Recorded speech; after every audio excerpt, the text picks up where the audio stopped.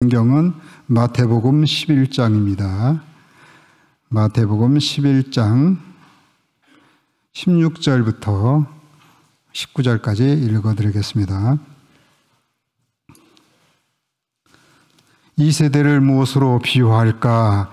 비유하건대 아이들이 장터에 앉아 제 동물을 불러 이르되 우리가 너희를 향하여 피리를 불어도 너희가 춤추지 아니하고 우리가 슬피 울어도 너희가 가슴을 치지 아니하였다 함과 같도다. 요한이 와서 먹지도 않고 마시지도 아니하며 그들이 말하기를 귀신이 들렸다 하더니 인자는 와서 먹고 마시며 말하기를 보라 먹기를 탐하고 포도주를 즐기는 사람이요 세리와 죄인의 친구로다 하니 지혜는 그 행하는 일로 인하여 옳다함을 얻느니라. 아멘. 이 시간 담임 목사님께서 말씀을 선포해 주시겠습니다. 행한 일로 인하여 큰 은혜 받으시기 바랍니다. 기도하십니다. 사랑의 하나님, 말씀을 받습니다. 믿으신 말씀으로 우리의 모든 것 다 드러나게 하시고 권능의 말씀으로 우리의 모든 것 다 온전케 하여 주시옵소서. 예수님의 이름으로 기도합니다. 여러분 한 주간 평안하셨습니까? 감사합니다. 하나님이 주시는 화평과 평안, 그것을 누리는 그리고 누리게 하시는 하나님과 우리 하나님의 백성들, 자녀들, 이 모든 것들이 이 세상의 소금과 빛이 되기를 축원합니다.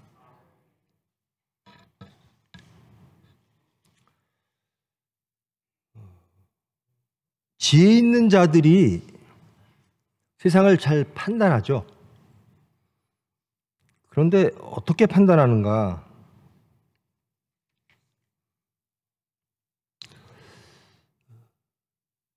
그는 지혜 있다라고 생각합니다. 그러므로 나는 이 지혜를 가지고 세상을 판단하고 사람을 판단하고 질서를 판단하고 가치를 판단하고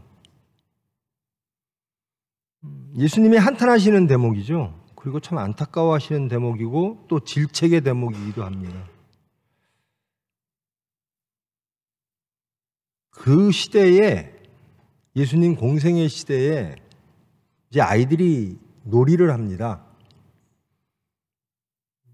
이제 결혼식 놀이와 장례식 놀이를 하는 것이 다루어집니다.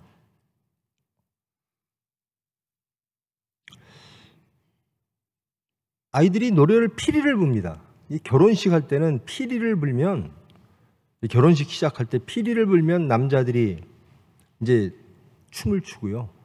장례식 때는 이제 곡을 하면 여자들이 가슴을 치면서 같이 우는 그런 전례가 있는 거죠.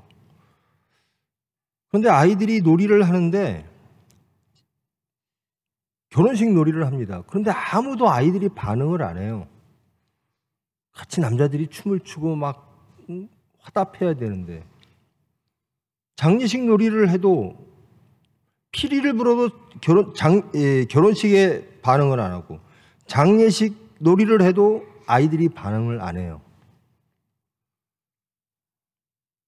이런 말을 해도 듣지 않고 저런 말을 해도 듣지 않습니다. 왜 그럴까? 성경은 그렇게 말하죠. 세례 요한은 금욕주의자죠. 세례 요한은 이제 석청을 먹고 저 요단강 광야에 가서 살고 있습니다. 근데 서기관 바리새인들은 세례를 받지를 않습니다. 그냥 무엇 하나 구경하죠. 그런데 백성들과 죄인들은 가서 세례를 받습니다. 저 세례 요한이 혹 메시아일까라는 기대를 가지고요. 근데 그 세례 요한을 지혜 있는 자, 바리새이파, 사두개이파, 서기관들은 성경을 잘 알고 경건의 모양을 잘 갖추고 있다라고 하는 사람들은 그 세례 요한을 귀신 들렸다 이렇게 말합니다. 저자는 귀신 들려서 저렇게 금욕주의적으로 살고 있어. 근데 예수님이 공생애를 시작하신 후에 식탁 교제를 자주 하십니다. 포도주도 자주 드시고 죄인과 세리들과 자주 어울리십니다. 그러니까 또 그 사람들은 세례 요한은 금욕주의라고 해서 귀신 들렸다라고, 예수님은 세례 요한과 반대로 이 세상의 사람들과 친근하게 지낸다는 이유로 저자는 맨 포도주만 좋아하고 빵만 먹는 거, 식탁만 좋아하고 또 죄인과 세리들만 좋아해. 그러니까 그 당시에 경건의 모양 그리고 종교 지도자들, 지혜가 있다라고 스스로 여겼던 사람들은 세례 요한이 하는 것도 비판하고 또 예수님이 하시는 것도 비판합니다. 왜? 그들이 옳다라고 생각을 하는 겁니다. 그런데 세례 요한이나 예수님이 하는 것은 율법에 어긋나고 옳지 않다라고 하면서도 스스로는 아마 알 겁니다. 나는 그러면 옳은가? 옳은 것을 알고는 있는데 그 옳은 것을 나는 행하고 있는가? 거기에 대해서 그 종교 지도자들은, 경건의 모양을 갖고 있는 자들은 경건의 능력이 내가 있음을 고백하지는 못합니다. 그러면서 모양 가지고 자꾸 비판하는 거예요. 우리의 모양 같지 않다라는 겁니다. 우리는 경건이라고 하는 것이 이런 것이다, 이렇게 하는 것이 경건이다라고 지혜 있는 자들은 말을 하는데요. 세례 요한도 마땅치가 않아요. 에이, 저건 경건의 모양이 아니야. 예수님이 하시는 것도 마땅치 않아요. 저것도 경건의 모양이 아니야.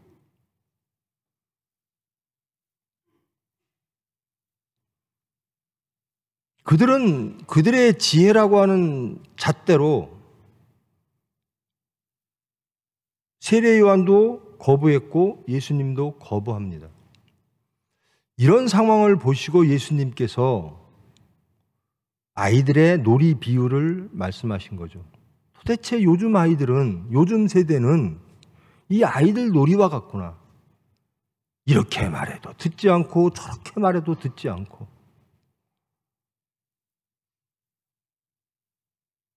혼인 놀이를 해도 반응하지 않고, 세례 요한이 말해도 반응하지 않고, 장례 놀이를 해도 반응하지 않고, 예수님처럼 해도 반응하지 않고, 어떻게 하라는 거죠? 자기처럼 하라라는 겁니다. 그게 지혜라고 생각을 하는 거죠. 근데 왜 많은 사람들이 그 사람들을 따르지 않고 메시아를 계속 기다렸을까?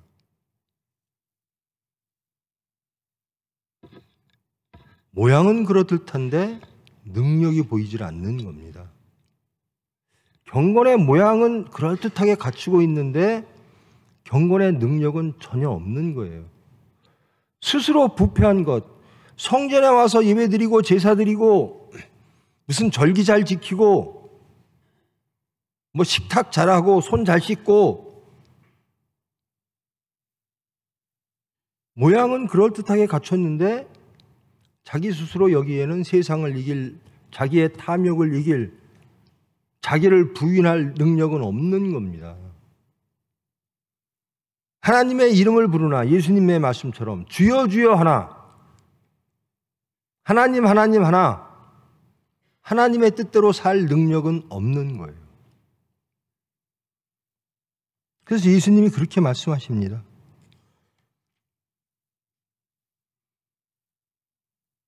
이미 누가복음에서는요, 행한 일로, 지혜는 행한 일로 알리라. 근데 누가복음에서는 그 자녀들로 알리라, 그 제자들로 알리라.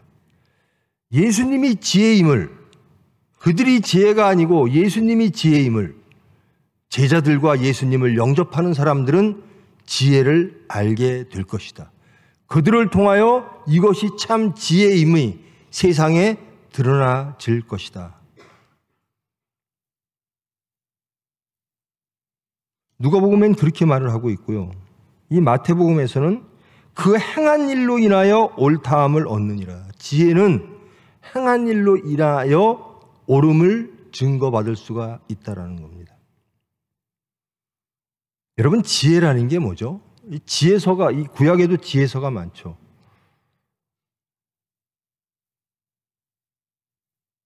지혜란 뭘까? 하나님 자체가 지혜죠. 하나님을 떠난 모든 것들은 지혜일 수가 없는 겁니다. 우리는 하나님은 누구신가? 하나님의 섭리와 하나님의 뜻은 무엇인가를 알아가고자 하는 것, 그것이 지혜인 거죠. 하나님이 우리를 창조하시고 구원하시고 우리의 삶에 구체적으로 개입하셔서 우리를 인도하심을 깨닫는 것, 그리고 하나님이 우리를 어떻게 인도하실까? 우리가 어떤 사람이 되기를 원하실까? 우리의 행복은 어떠한 모양이 되고 어떠한 심령이 될 때 진정한 다시는 돌아가지 않는 행복, 영원한 행복과 생명이 이루어질까? 이것을 아는 것이 지혜입니다. 지금 이 당시에 이스라엘 백성들에게는 지혜라고 하는 것이 메시아와 동일시되는 거죠. 하나님은 우리 민족을 어떻게 할까? 우리 민족을 어떻게 바라보고 계실까? 우리 민족을 어떻게 인도하실까? 그 인도하실 분이 오실 것이다. 그분은 지혜일 것이다. 메시아를 기다렸습니다. 근데 그 당시에 가장 큰 지혜는 무엇인가? 이들은 다 세례요한도 부인하고 예수님도 부인하며 그들의 경건의 모양을 내세웠으나 성경은 이렇게 말합니다. 예수님이 직접 말씀하신 겁니다. 성육신이 지혜입니다.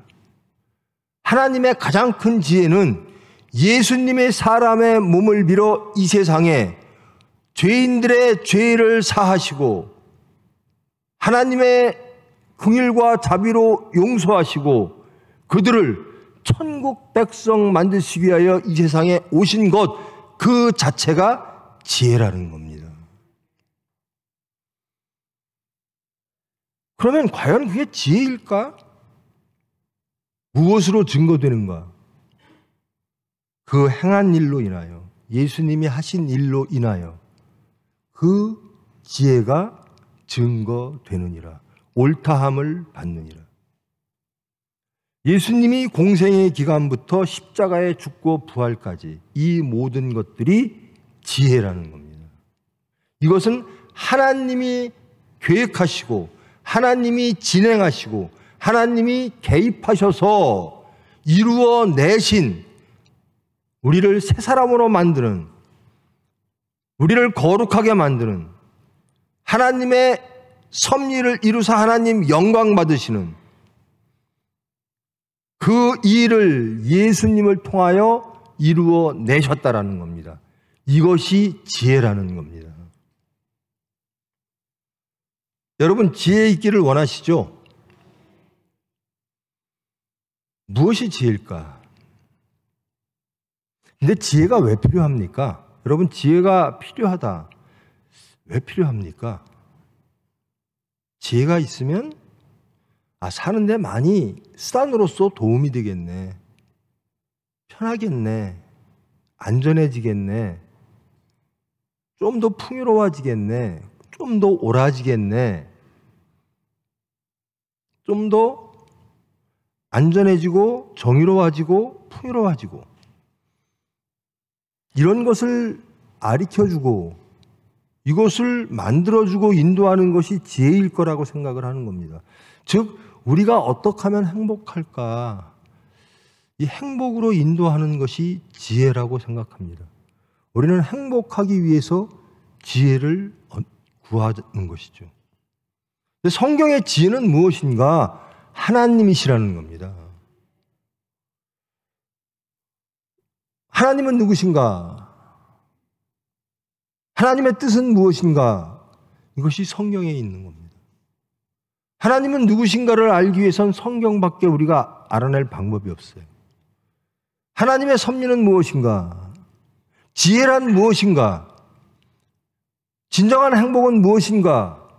그것을 추구하는 사람들은 우리를 창조하시고 구원하시는, 그리고 우리를 행복으로 이끌기를 원하시는, 우리의 죄와 사망의 문제를 극복하게 하시는 그 하나님의 말씀, 삼위일체 하나님의 말씀, 성경으로 돌아가야 될 줄 믿습니다.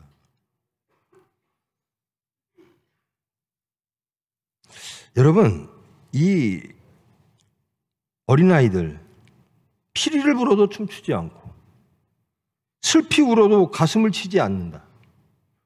어떤 옳은 말을 해도 반응하지 않는다. 이것이 세상 사람들만의 것일까요? 아니면 저와 여러분은 어떻습니까?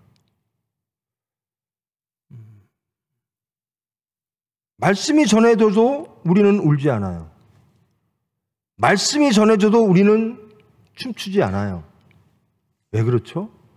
그 말씀이 불편하거나 혹은 지혜롭지 않거나 혹은 그것이 옳다 생각해도 내게 유익하지 않다라고 생각하기 때문입니다. 피리를 불면 춤을 추어야 됩니다. 슬피 울면 가슴을 쳐야 됩니다. 근데 안 해요. 할 필요가 없다라는 거죠. 아니, 하기 싫다라는 거죠. 그래야 되는 것이 옳은데 나는 그러고 싶지 않아. 혹은 그러는 것이 나에게 손해야. 혹은 그래야 될 이유가 있을까? 여러분 하나님의 말씀대로 사십니까? 하나님 말씀대로 사는 것이 옳지요? 하나님 말씀대로 사는 게 옳지요? 그렇게 살기를 원하시지요? 여기까지만 아멘해도요, 하나님 굉장히 기뻐하실 거예요. 근데 하나님 말씀대로 사십니까?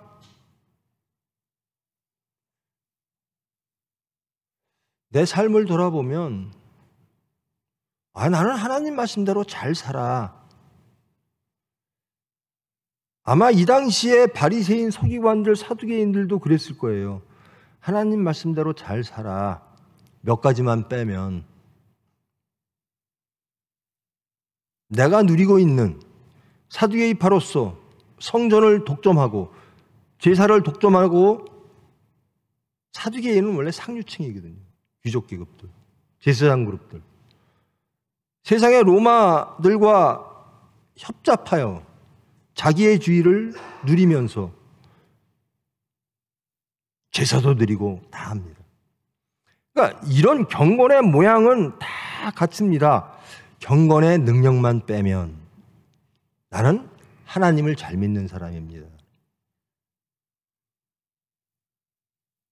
바리새이파도 다르지 않습니다. 바리새이파는 사두개이파를 공격하면서 생겨난 것이거든요.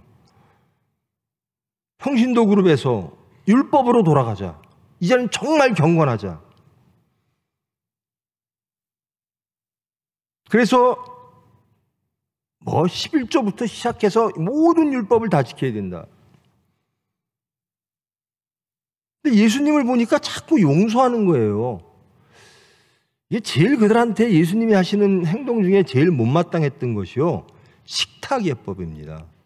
그들은 거룩이라고 하는 것을 경건의 모양으로 착각하는 겁니다. 식탁 예법은 이래야 돼. 죄인들의 와구는 식사하면 안 돼. 등등 손을 꼭 씻어야 돼. 근데 예수님의 제자들 보니까 식사할 때 손도 안 씻어. 죄자들하고 같이 밥 먹어. 이 마땅치 않은 거예요. 우리와 같지 않다라는 겁니다. 왜 우리가 주장하는 것을 너희들이 파괴하냐는 겁니다.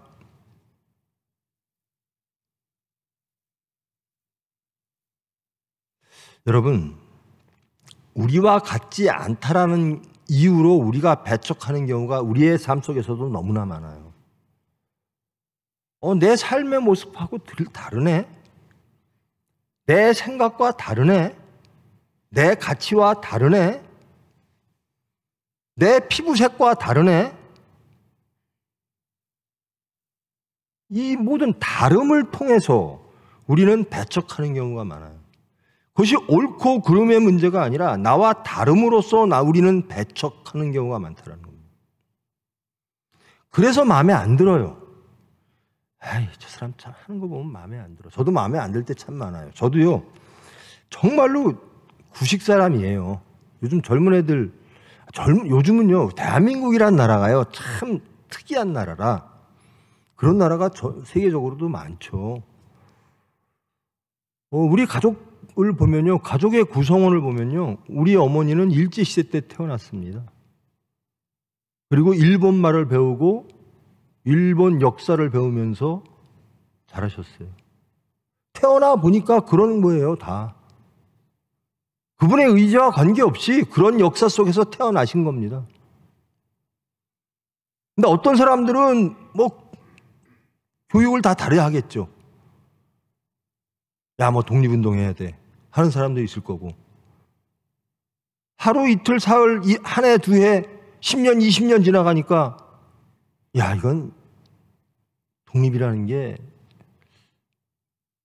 불가능할 것 같다.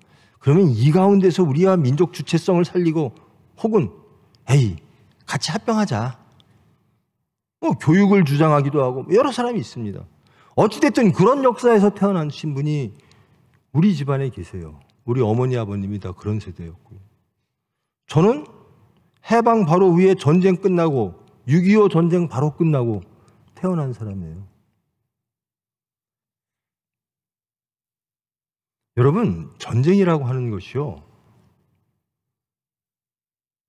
우리 대한민국이 경험한 전쟁은요, 이념 전쟁입니다.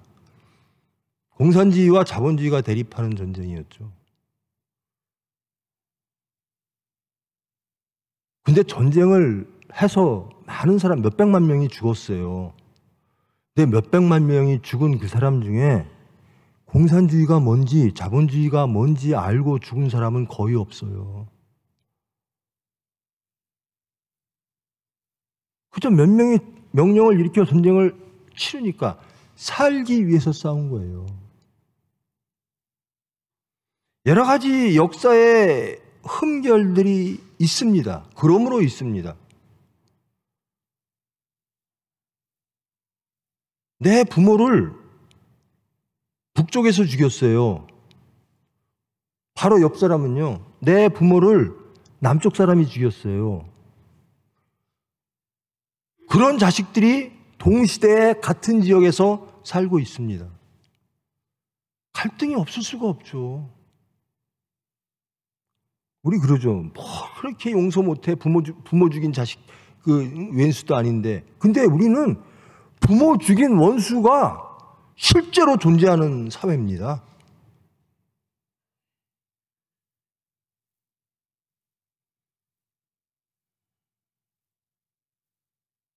여러분, 옳고 그름을 떠나서요,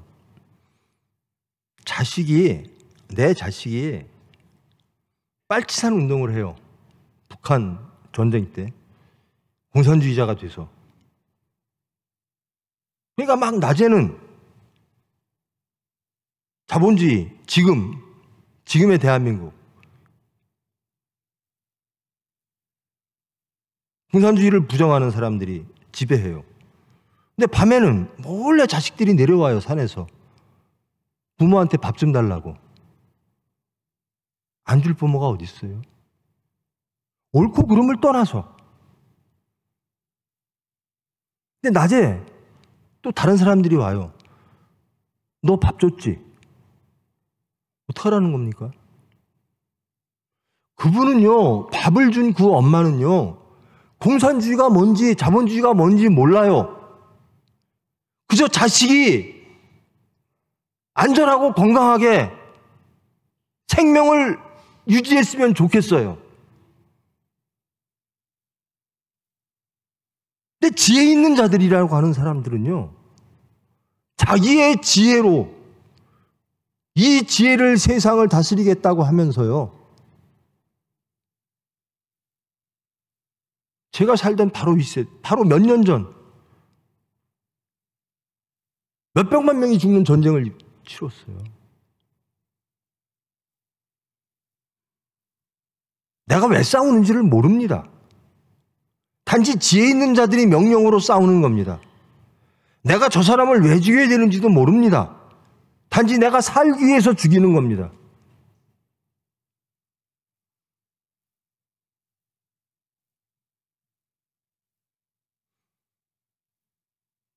이런 역사가 있었어요. 이제 초등학교쯤 되니까요, 중학교 때쯤인가, 하여튼 저는 그 서울에 전학 가고 초등학교 때 서울로 전학 가서 데모라고 하는 것을 처음 봤는데요, 막 매캐한 치루탄 냄새가 나요. 그것이 아마 그 한일 협정 때일 거예요. 일본하고 사이좋게 지내면 안 돼. 그건 역적이야. 어떤 사람은 아니야. 한국의 미래를 위해서 언제까지 왼수질 거야. 사이좋게 지내면서 우리가 보상금 좀 받고. 지혜 있는 사람이 점점 많아지는 것 같더라고요.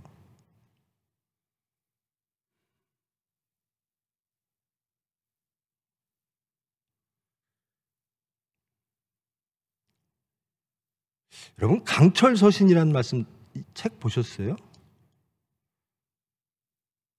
그 친구가 우리나라 주체 사상의 대부인데요. 저도 그거를 다 봤습니다. 근데 제 마음에는 하나도 안 들었습니다. 근데 그것을 믿는 사람들도 참 많았죠. 김일성이 만든 주체 사상이라는 겁니다. 근데 읽어보면요, 성경과 비슷해요. 예수님 자리에 김일성 갖다 놓으면 그게 주체 사상이에요. 크리스찬 대신 사회주의 인간상을 만들면 그게 주체 사상이 돼요.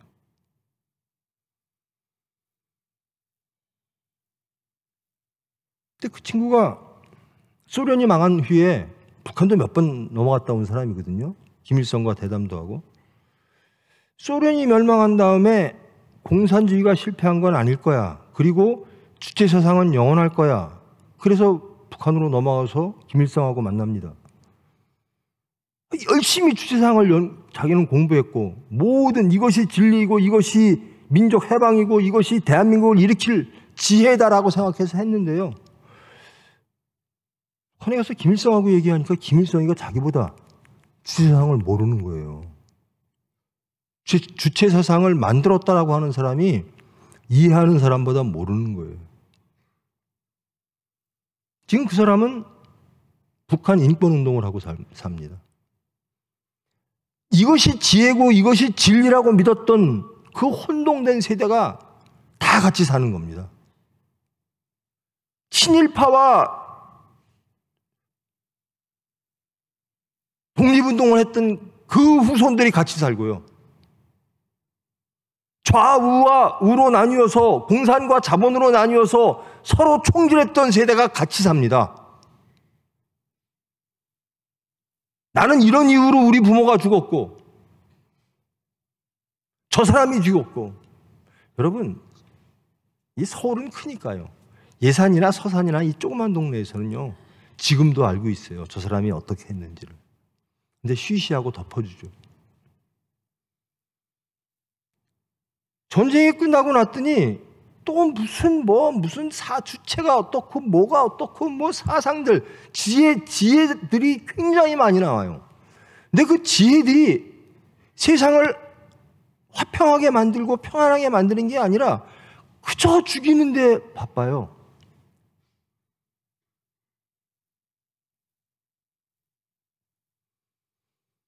대한민국에 갈등이 없는 게 이상한 거예요. 왜? 세상의 가장 큰 지혜들, 제국주의와 힘없는 피압박 민족들이 대립하던 그 시대에 우리는 일제 군국주의, 제국주의에 의하여,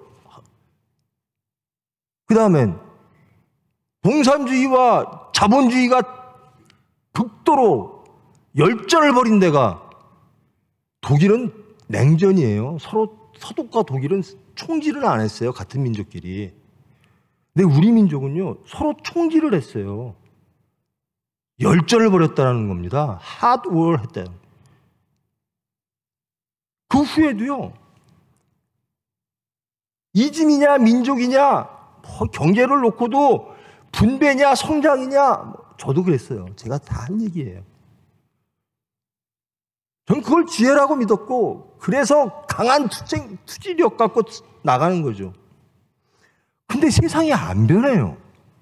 여전히 갈등과 여전히 미움과 혐오는 더욱더 커지고, 어쩌란 얘기입니까?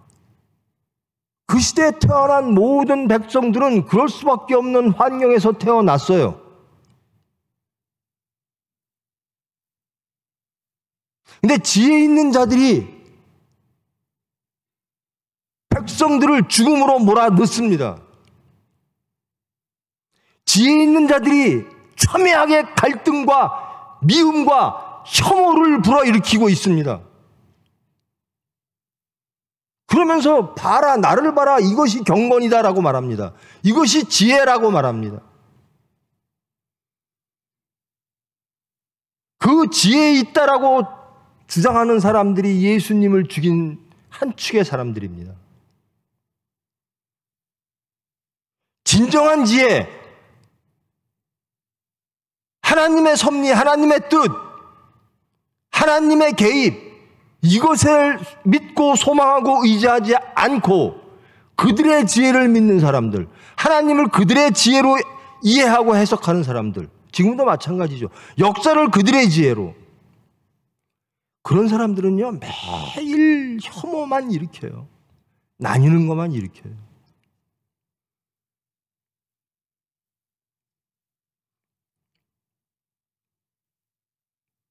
요즘 사람들끼리 이렇게 모일 때요, 하지 말아야 되는 이야기가 있대요. 첫째, 종교 얘기. 두 번째, 정치 얘기.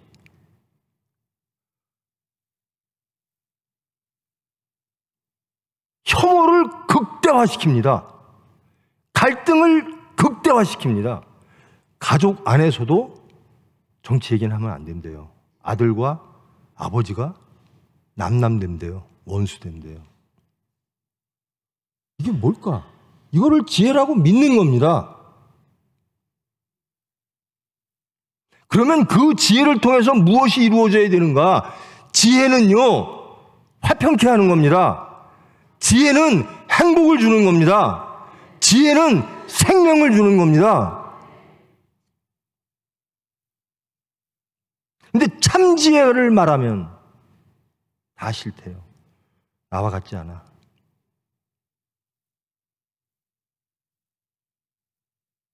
결혼식 때는 춤을 춰야 되고 장례식 때는 울어야 됩니다. 근데 냉랭해졌어요. 아, 나와 같지 않아. 아니야, 내 뜻과 맞지 않아. 나와 달라. 다름이 틀림이 됩니다. 예수님이 자기들과 달라로 시작했던 게, 아, 예수님 틀렸어. 그리고 죽이는 데까지 갑니다.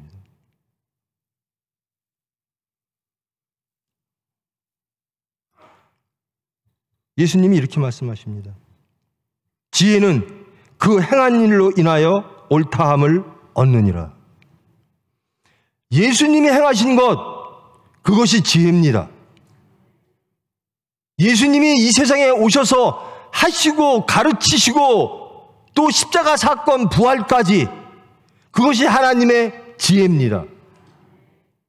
여러분이 진정으로 지혜를 원한다면, 진정으로 이 세상의 화평을 원한다면 하나님을 아셔야 되는 거죠.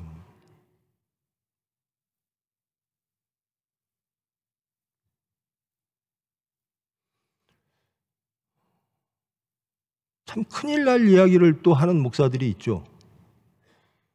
정치는 종교인들의 통제를 받았고 가르침을 받아야 된다.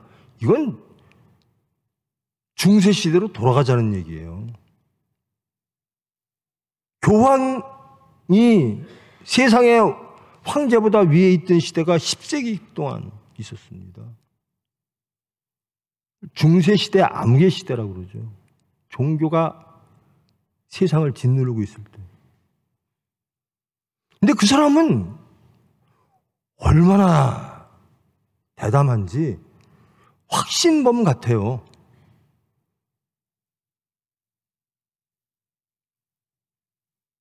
여러분, 가장 지혜 있는 자가 대한민국에서 어떤 집단 같아요? 이 세상에서 가장 큰 소리를 내고, 이 세상에, 이 대한민국의 가장 큰 가치를 부르짖는 집단들이 어디예요? 첫째 종교 집단, 두 번째 정치 집단입니다.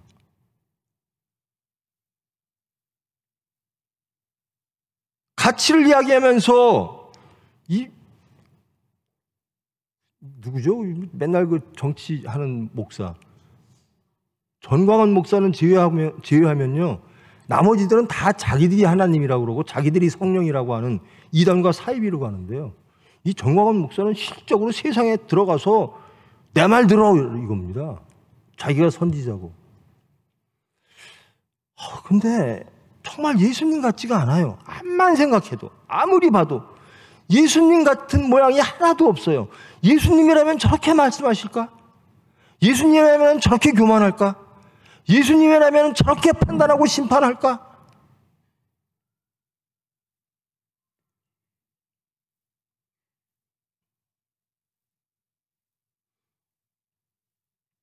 우리 병원에 그 하나님의 교회 다닌다는 젊은 아이더라고요. 막 안타까워해요. 저를, 우리 병원을. 아유, 제발 성경 잘 봐서 하나님의 교회 말씀 잘 들어서 복 받으면 얼마나 좋아요. 엄청 안타까워해요. 그러니까 막 나한테도 편지 쓰고 뭐 종이도 보내고 신문도 보내고 그래요. 그래서 제가 그랬습니다. 불러서. 나도 성경을 참 모르는 목사 중에서 가장 무식한 사람 중에 하나인데 제발 의심해라. 너의 믿음이 옳은 것인지 의심해라. 그 방법은 성경밖에 없다. 너희들 집단에서 가르쳐주는 그 말씀만 듣지 말고 성경을 네 혼자 봐봐라.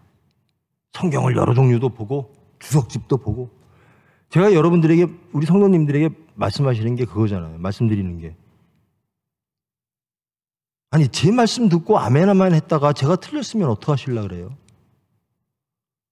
저 산으로 올라갑시다. 제가 막 소리 질러서 여러분들 같이 다 올라갔는데 그 산이 아니면 어떡할 거예요?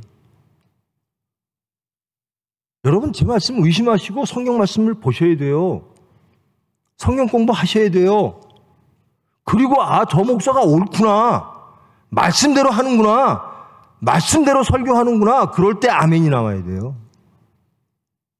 나는 성경 하나도 안 보고, 나는 하나님이 누구신지를 전혀 알지도 못하고 공부하지도 않고 그저 목사가 시키는 대로 아멘 아멘 하면 전광훈 목사 설교 때 아멘 아멘 하는 그 무리들과 다를 바가 없어지는 겁니다. 전 전광훈 하나님의 교회에 다니는 그 아이가 그래요. 야, 그 정명석이도 그렇게들 다 믿지 않냐 그랬더니 저는 이해가 안 가요. 왜 그렇게 믿는지. 우리도 너희가 그렇다. 왜 그렇게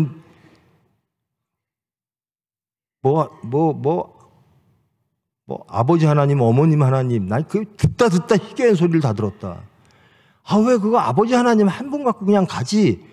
누구예요? 자기가 죽으니까 부인한테 넘겨주려고 어머님 하나님을 만들어 놨어요. 왜 그렇게까지 가니? 여러분, 정말 복음의 교회, 정통교회에 다니게 된 것만이라도 정말 행복한 줄 아셔야 돼요. 어디 가서 그냥 말도 안 되는 건데 아멘 아멘 하고 있는 거예요. 여러분, 제발 성경 좀 보십시오. 하나님은 누구신가? 기도해 보십시오. 성경 보시고 의심하십시오. 그저 턱턱턱하고 목사니까 막 계속 들었다 보니까 아멘 아멘 나오는 거예요. 그 다음 지혜롭다고 세상에 소리를 집단이 정치 집단인데요.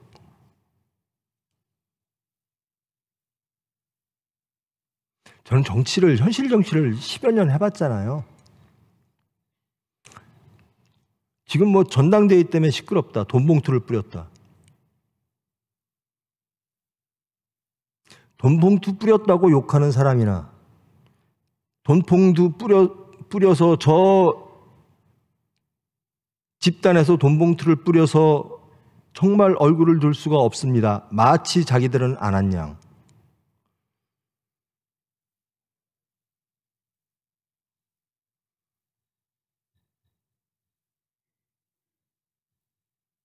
다 해요.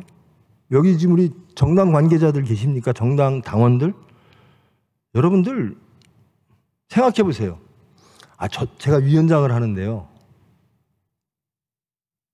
제가 위원장을 했잖아요. 정치를 했잖아요.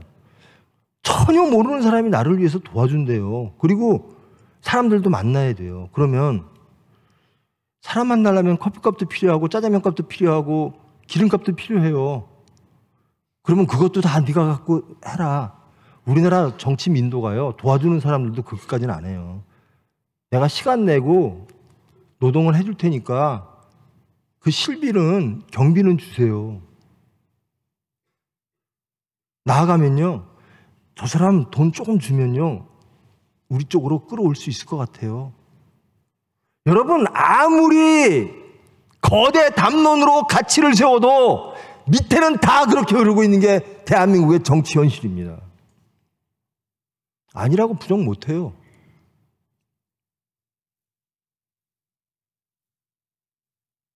말은 얼마나 멋지게 합니까? 이래야 됩니다. 저래야 됩니다. 마치 지혜를 선포하는 양. 근데 그 지혜를 이루고자 하는 사람들이 하는 일은요. 이쪽이나 저쪽이나 똑같아요. 여러분 정의당 사람들 노동하는 사람들 노동당 사람들 깨끗할 것 같죠? 돈 주면 다 받아요. 현실이에요 그게. 아이고 고생하십니다. 제가 지지하니까 지지자 성입니다. 돈 줘보세요. 안 받는 정치인이 있나. 아이고 들킬까봐 겁나지.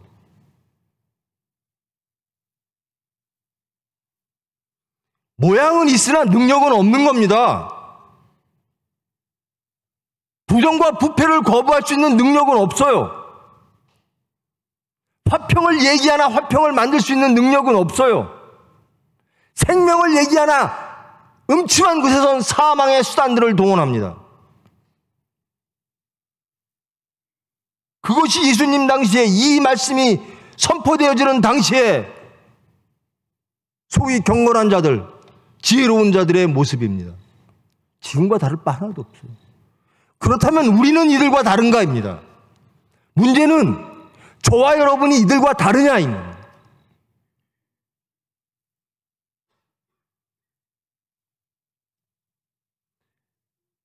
지혜는 그 행한 일로 인하여 옳다함을 얻느니라. 하나님이 지혜임을 믿으십니까? 우리는 지혜의 자녀임을 믿으십니까?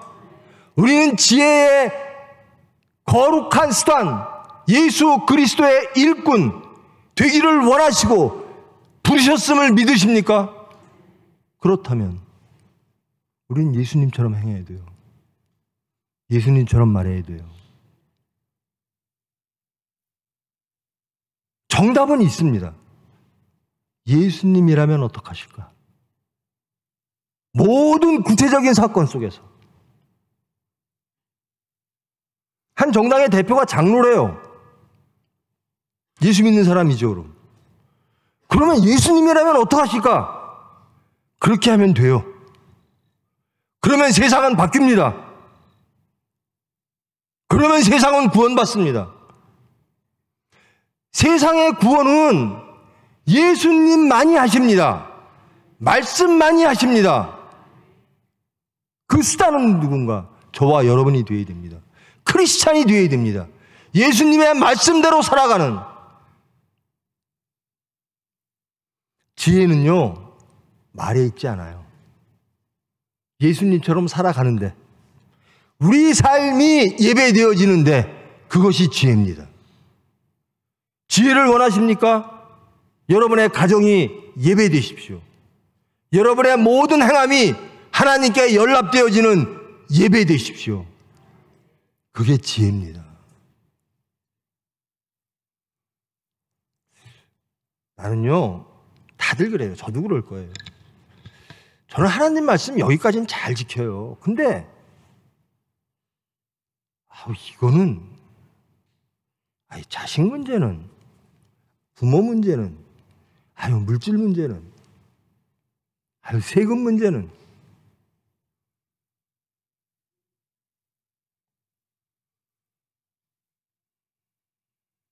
그래도 거기까지만 오더라도 얼마나 잘한 겁니까? 그래서 사도 바울 말씀이 저한테는 항상 위로가 돼요. 이루어졌담도 아니요, 안 이루어졌담도 아니다. 저도 미워하는 사람이 있을 거예요. 저도 사랑해야 되는데, 정말 여러분, 나 미워하지 않아, 이게 아니라 사랑해야 됩니다. 난 저 사람을 미워하지 않아가 아니라 적극적으로 사랑해야 됩니다. 예수님이 하신 일이 그겁니다. 가늠한 여인에게 나가서 그를 제자로 삼습니다. 난 삭개오 미워하지 않아. 아닙니다. 삭개오 집에 찾아가십니다. 그리고 선언하십니다. 너는 아브라함의 자손이다.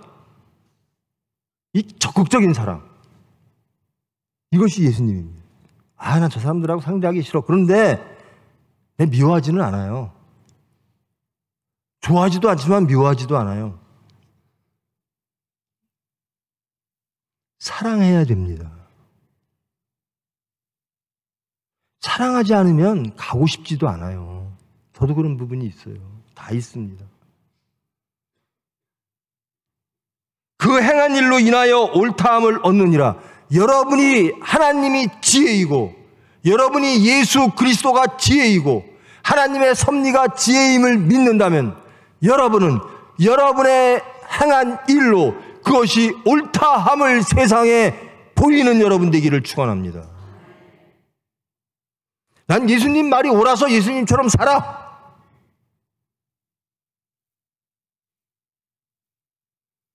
제일 어려운 게 그 말이에요. 제발 예수님처럼 말하면 얼마나 좋을까. 그냥 욱해서 막 나오고. 구체적인 사건 속에서 여러분 예수님처럼 사셔야 돼요. 나는 70%는 정직해, 70%는 깨끗해, 70%는 예수님 같아. 그럼 나머지 30%가 문제잖아요. 이게 문제, 이게 진짜 어려운 거거든요. 이것은 우리가 못할 때가 많아요. 하나님만이 해주세요. 그래서 기도하는 겁니다. 제가 목사 되기가 제일 싫었어요. 저는 목사 하랄까봐 제일 겁났어요. 근데 그 이유가요, 참 좀 의외예요. 원로 목사님이 교회에서 주무시는 거 보고, 어떻게 365일 교회에서 기도하다가 자. 난 그건 못하겠다. 세상을 이기고 하나님 말씀을 듣고 믿고 따르고 이게 두려운 게 아니라, 어떻게 교회에서, 우리 사역자들 잘 들으십시오. 우리 장로님들 잘 들으세요. 어떻게 교회에서 맨날 와서 기도하고, 저는 그게 두려워서, 그게 무서워서 목사 진짜 안 한다 그랬어요. 그런데 기도하는 자는 반드시 승리하더라는 겁니다. 이 30%가 어떻게 하게 될까? 이 30% 붙잡고 기도하는 겁니다. 내가 넘어야 될 그 십자가, 부인되어야 될 내가 아직도 있다면 그것 붙잡고 기도하는 겁니다.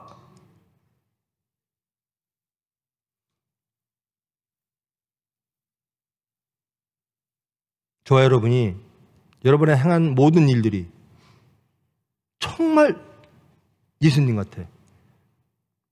정말 너희들이 지혜야.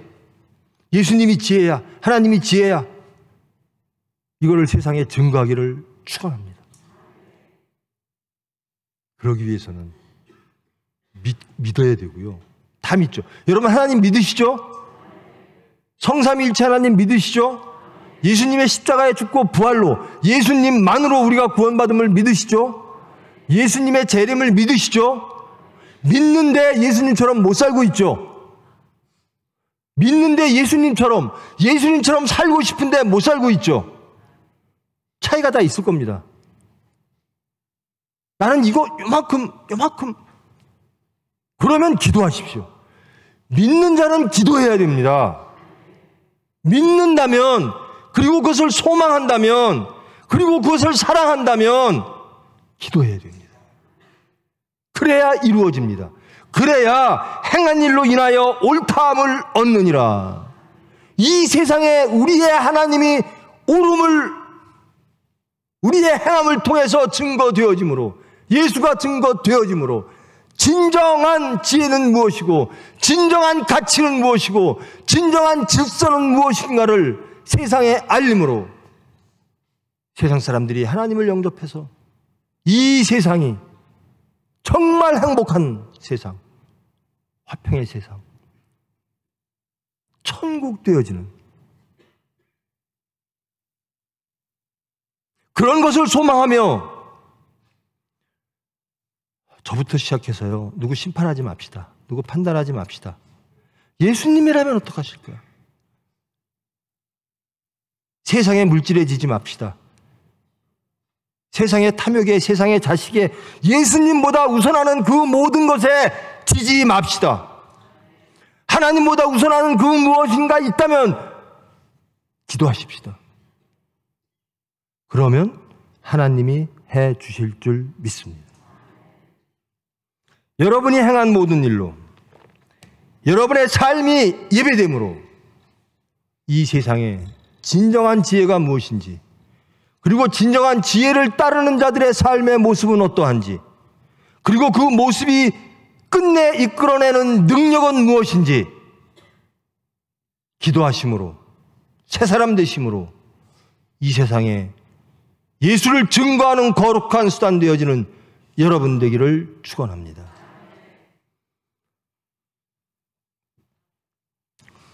사랑의 하나님, 감사합니다. 저희들은 여러 가지 이유로 춤춰야 될 때 춤추지 않습니다. 여러 가지 이유로 우리의 형편과 우리의 사정과 우리의 원하는 조건 때문에 가슴을 치며 울어야 할 때 우리는 울지 않습니다. 그러면서 우리의 가치를 내세웁니다.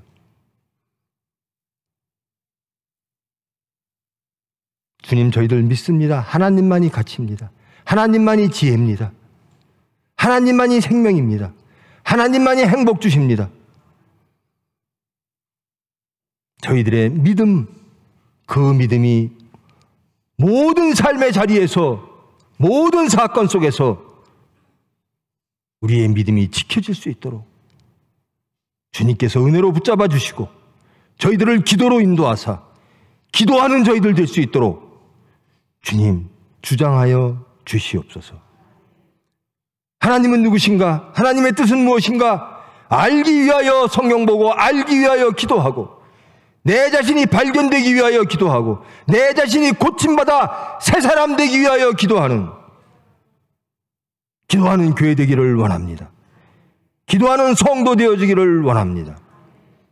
그리하여 끝내 우리의 삶을 통하여 하나님이 옳음을 이 세상에 증거하는 저희들 될 수 있도록 저희들 영육간에 강권적으로 은혜로 붙들어 주시옵소서. 예수님의 이름으로 기도합니다.